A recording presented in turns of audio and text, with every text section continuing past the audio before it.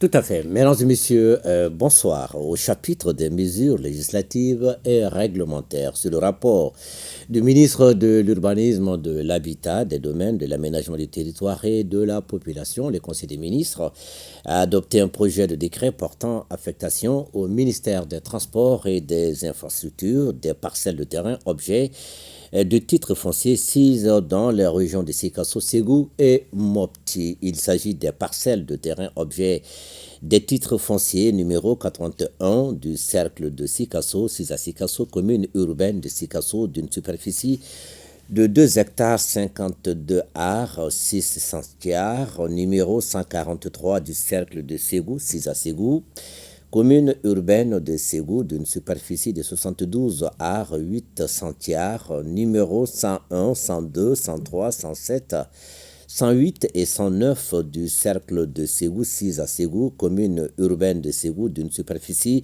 de 91 ar 59 centiares, numéro 1106 du cercle de Ségou, 6 à Ségou, commune urbaine de Ségou, d'une superficie de 1 hectare 80 ar 77 centiares, numéro 1130 du cercle de Ségou, 6 à Markala, commune rurale de Markala, d'une superficie de 98 ar 47 centiares, numéro 159 du cercle de Mopti, 6 à Sévaré, commune urbaine de Mopti, d'une superficie de 4 hectares 1 ar 29 centiares.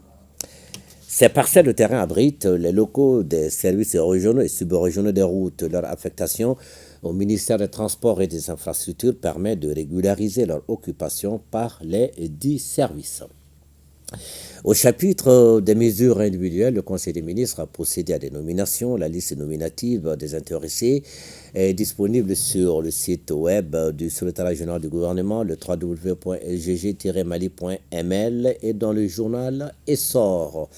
Au chapitre des communications sur le rapport du ministre de l'économie et des finances, le Conseil des ministres a pris acte d'une communication relative au document de programmation budgétaire économique pluriannuel sur la période 2025-2027.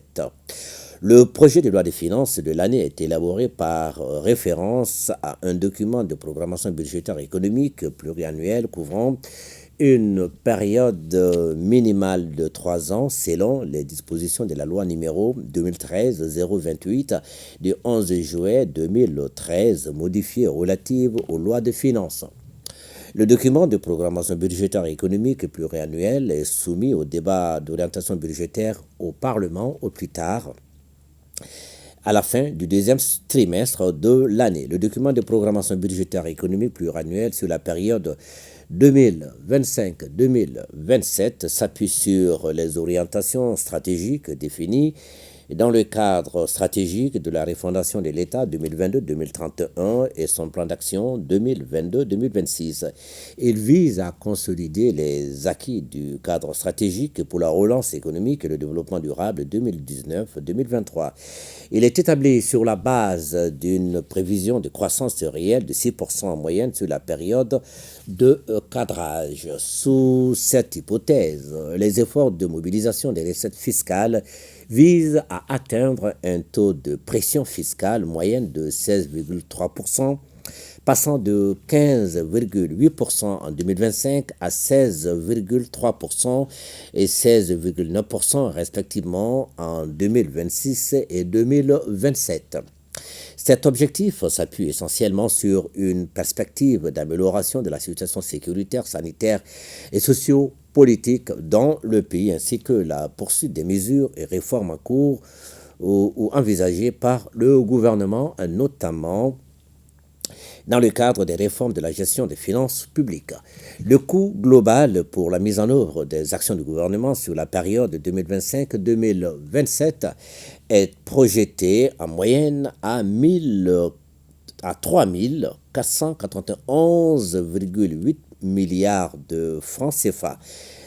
Le ministre de la Réconciliation, de la Paix et de la Cohésion nationale a informé le Conseil des ministres de l'élaboration d'un projet de plan d'action de mise en œuvre des recommandations du dialogue intermalien pour la paix et la réconciliation nationale. Des outils et mécanismes ont été adoptés dans le cadre de la résolution des crises cycliques auxquelles notre pays est confronté depuis plusieurs décennies, qui ont montré leurs limites face aux défis de réconciliation nationale du fait des influences extérieures.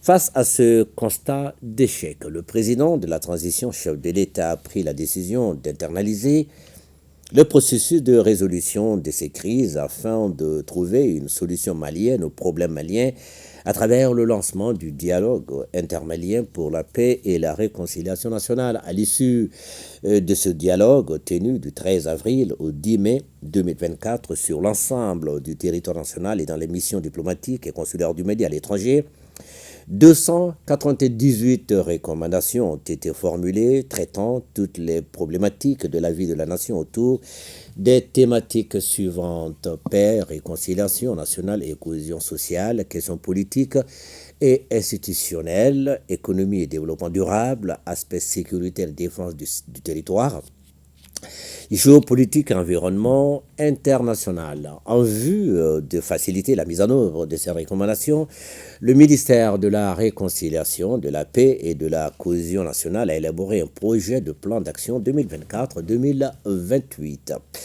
Le ministre des Affaires étrangères et de la Coopération internationale a informé le Conseil des ministres des conclusions de la première session de la grande commission mixte de coopération Rwanda-Mali et de la participation du Mali au symposium annuel sur la sécurité nationale tenu du 25 au 27 mai 2024 à Kigali. Le ministre des Affaires étrangères et de la Coopération internationale a participé aux travaux de la première session de la grande commission mixte de coopération Rwanda-Mali le 26 mai 2024. Cette session, qui s'est tenue moins de 9 mois après la signature de l'accord instituant la dite grande commission mixte, illustre la volonté commune de leur Excellence le colonel Assimi Goïta, président de la transition, chef de l'État, et M. Paul Kagame, président de la République du Rwanda, de hisser la coopération économique et commerciale entre le Mali et le Rwanda au niveau des excellentes relations politiques et diplomatiques entre les deux pays. À cet effet, 19 accords de coopération ont été conclus couvrant des domaines prioritaires et d'intérêt communs. Au cours de son séjour à Kigali, le ministre des Affaires étrangères et de la coopération internationale a co-animé avec le chef d'état-major de l'armée de l'air le panel sur les défis à l'insécurité en Afrique dans le cadre du symposium annuel sur la sécurité nationale tenu du 22 au 24 mai 2024. Au terme de sa mission à Kigali, le ministre a été reçu en audience par son Excellence M. Paul Kagame, président de la République du Rwanda. B. Des conclusions de la réunion des ministres des Affaires étrangères et de l'Alliance des États du Sahel. Le ministre des Affaires étrangères et de la Coopération internationale a conduit la délégation malienne à la réunion des ministres des Affaires étrangères de l'Alliance des États du Sahel, tenue à Niamey le 17 mai 2024. Au cours de cette rencontre, les ministres ont préparé le sommet des chefs d'État de l'Alliance, des chefs d'État de l'Alliance des États du Sahel et ont finalisé les projets de textes relatifs à la création de la confédération qui réunira le Burkina, le Mali et le Niger. À l'issue de leurs travaux, les ministres des Affaires étrangères des trois États ont été reçus en audience par son Excellence le général de brigade Abdourahmane Tchani, président du Conseil national pour la sauvegarde de la patrie, chef de l'État de la République du Niger. Le ministre de l'Éducation nationale a informé le Conseil des ministres du démarrage des épreuves du brevet de technicien première et deuxième partie. Les épreuves pratiques du brevet de technicien première et deuxième partie ont démarré concomitamment avec les épreuves écrites du diplôme d'études fondamentales le 3 juin et prendront fin le 8 juin 2024. Elles concernent 15 427 candidats répartis entre Le brevet de technicien, première partie, 12 209 candidats. Le brevet de technicien, deuxième partie, 3 218 candidats. Les épreuves écrites du brevet de technicien, première et deuxième partie, démarreront le 10 juin 2024 et prendront fin le 14 juin 2024. Le ministre de la Jeunesse, des Sports, chargé de l'instruction civique et de la construction citoyenne, a informé le Conseil des ministres de la clôture du programme de formation à la citoyenneté dénommé à l'école de la citoyenneté. Le programme de formation à l'école de la citoyenneté a été lancé le 25 mai 2024 sous la présidence du ministre chargé de la jeunesse en présence de ses collègues de la refondation et des réformes politiques. Ce programme vise à inculquer et développer chez les jeunes l'esprit patriotique à travers les notions de citoyenneté, de civisme et de faire d'eux des bâtisseurs et des défenseurs de la nation, des citoyens engagés et dévoués, prêts toujours à répondre présents à l'appel de la nation et à contribuer activement à la construction et à la défense du pays. Pour ce faire, les participants ont échangé avec des éminents panélistes sur plusieurs modules, dont la notion de citoyenneté, la notion de civisme, les fondements de la souveraineté, le cycle de vie des hommes, l'éducation populaire, l'éducation aux valeurs, l'éducation traditionnelle des enfants, le Maya et Dambé au Mali, la société et culture au Mali, les sociétés d'initiation traditionnelles. La cérémonie de clôture du programme est prévue le 8 juin 2024 au Palais des Pionniers de Djanéguela. Le ministre des Maliens établi à l'extérieur et de l'intégration africaine a informé le Conseil des ministres de la tenue de la Semaine nationale de l'intégration africaine. La Semaine nationale de l'intégration africaine s'est tenue du 25 au 30 mai 2024 sous le thème « Éduquer une Afrique adaptée au XXIe siècle ». Elle s'inscrivait dans le cadre de la célébration de l'anniversaire de la création de l'Organisation de l'Unité africaine, devenue l'Union africaine, le 9 juin 2002. Au Mali, l'édition 2024 a été marquée par des activités suivantes: la montée des couleurs africaines à la Tour de l'Afrique, la tenue d'une journée d'échange et de réflexion sous le thème « Les défis et les opportunités de l'intégration africaine en tant qu'instrument de promotion de paix, de stabilité, de durabilité », la célébration de la nuit de l'intégration africaine. Cette édition a été l'occasion pour notre pays de réitérer son engagement en faveur de la réalisation de l'unité africaine. Elle a également permis de mettre en valeur la richesse et la diversité de la culture africaine. Le ministre de l'Environnement, de l'Assainissement et du Développement durable a informé le Conseil des ministres de la participation du Mali au 10e Forum mondial de l'eau, tenu du 18 au 25 mai 2024 à Bali, en République d'Indonésie. Le Forum mondial de l'eau constitue le plus grand rassemblement international consacré aux questions relatives à l'eau et à l'assainissement, espace de partage d'expériences, de débats ainsi que de mobilisation des partenaires techniques et financiers du secteur.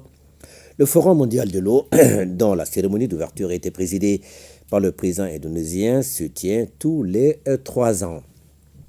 Conduite par le ministre de l'Environnement, de l'Assainissement et du Développement durable, la délégation malienne a participé aux sessions ministérielles et thématiques, aux panels de haut niveau organisés par la Banque mondiale ainsi qu'aux travaux des groupes régionaux sur les réformes dans le secteur de l'eau, la mobilisation des financements, le rôle du secteur privé, la planification des ressources en eau. Sanctionné par une déclaration ministérielle qui fixe une orientation claire dans un contexte de défis mondiaux à travers un ensemble de résultats et d'actions, le Forum mondial de l'eau a permis aux ministres maliens d'informer les participants des actions entreprises par les plus hautes autorités de la transition, dont la décision du chef de l'État d'allouer les 2/3 de son fonds de souveraineté aux œuvres sociales. En marge des travaux du forum, la délégation malienne a eu des rencontres avec certains bailleurs de fonds multilatéraux du secteur. Le ministre de la Santé et du Développement social a informé le Conseil des ministres de la participation du Mali à la 77e session de l'Assemblée mondiale de la santé de l'Organisation mondiale de la santé. La 77e session de l'Assemblée mondiale de la santé s'est tenue du 27 au 1er juin 2024 à Genève sous le thème Santé pour tous et tous pour la santé. Le ministre de la Santé et du Développement social, dans son discours, a mis un accent particulier sur l'opérationnalisation du régime d'assurance maladie universelle qui couvre toutes les catégories sociales à travers des mécanismes plus adaptés. Au cours de cette session, les États membres ont souscrit au premier cycle d'investissement de l'OMS visant à transformer le mode de financement de l'organisation par un financement plus flexible, prévisible et résilient et ont approuvé des décisions et des résolutions relatives à l'amélioration de la santé de la population. La participation de la délégation du Mali a été une opportunité de renforcer le partenariat et de négocier des financements pour certaines activités contribuant à l'amélioration de la santé de la population du pays. De la situation épidémiologique du pays marquée notamment par une stagnation du nombre de cas testés positifs de la maladie à coronavirus par rapport à la semaine précédente, par une augmentation du nombre de cas confirmés de dengue comparé à celui de la semaine écoulée. Le président de la transition, chef de l'État, a appelé la population au respect strict des mesures de prévention et de lutte contre les maladies. Point final, merci à vous et bonne suite des journaux. Merci.